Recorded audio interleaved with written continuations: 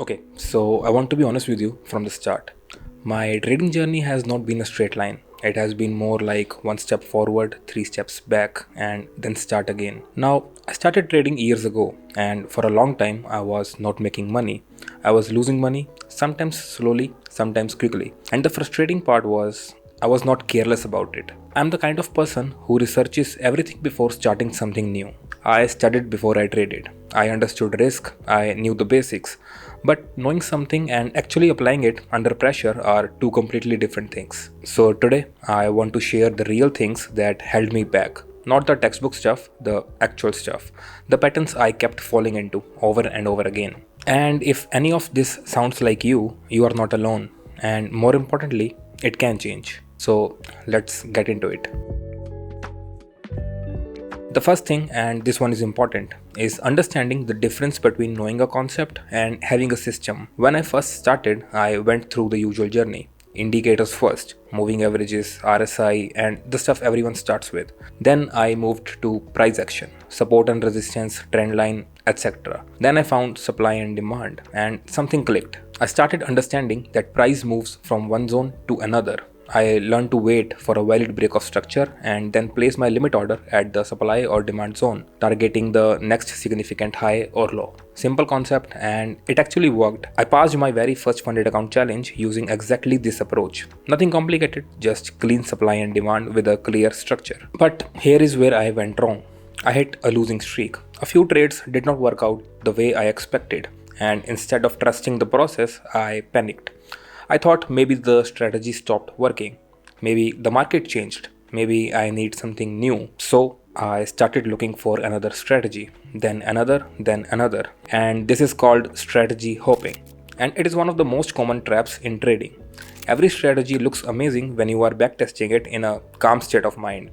Every strategy looks broken when you are in a losing streak and emotions are running high. The problem was never the strategy. The problem was that I did not have a system around the strategy. Rules, a process, a way to evaluate whether a trade was valid or not. A concept tells you what to look for. A system tells you exactly what to do and what not to do. And that second part is the hard part. I want to be very specific about what this feels like because it is not always obvious when it is happening to you. You take a loss, maybe a valid one. Trade just did not work out, which is completely normal. But in that moment, something shifts. You do not want to close the session on a loss. You want to get it back, make it even, and fix it. So you open another trade. Except this time, you are not calm. You are looking for any excuse to enter, any moment that gives you hope. You are not following your system anymore. You are just reacting. And it usually gets worse before it gets better.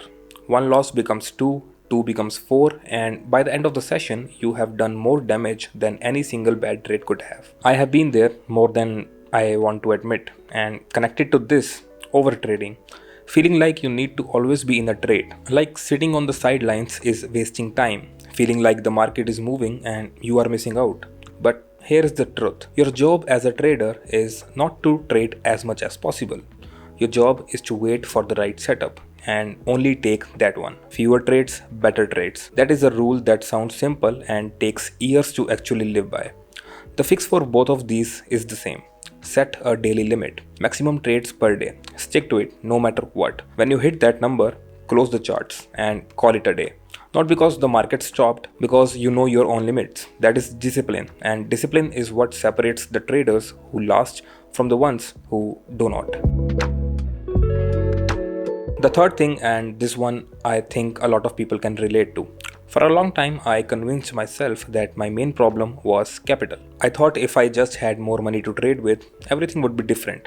The reason I am not profitable is because I am trading too small. If I had the real capital, I could make real money. That is why I stayed in a certain markets that were not good for me and for much longer than I should have. Because it felt like a solution to a capital problem.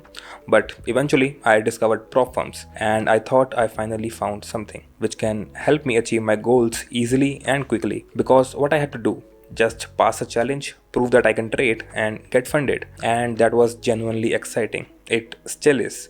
But what I realized slowly over time is that capital was never actually my problem. My problem was that I did not have consistent repeatable results yet. And more money does not fix inconsistency. it just makes the losses bigger. Now, I'm not saying that capital is not important. It is, but without a system and a set of rules, the market will take all of it. And when you realize it, it might be too late. Because trading is not a money making business, it is a money growing business. There is a big difference. Money making means you need it to work right now. And money growing means you have a process and you trust it over time. If your process is not solid yet, the amount of capital does not matter. Fix the process first and the capital will follow. So, yes, these are the three things that actually held me back: having a concept but not a real system, and hoping between strategies when things got hard, revenge trading and overtrading, letting emotions make my trading decision, and believing that capital was my main problem when the real problem was consistency.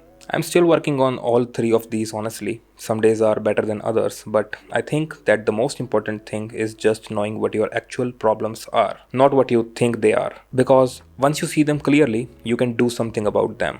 So, yeah, I hope you found something useful from this video. And if you did, don't forget to like this video and subscribe to the channel if you want to follow my trading journey. So, yeah, that is all for today, I guess. I will see you in the next one.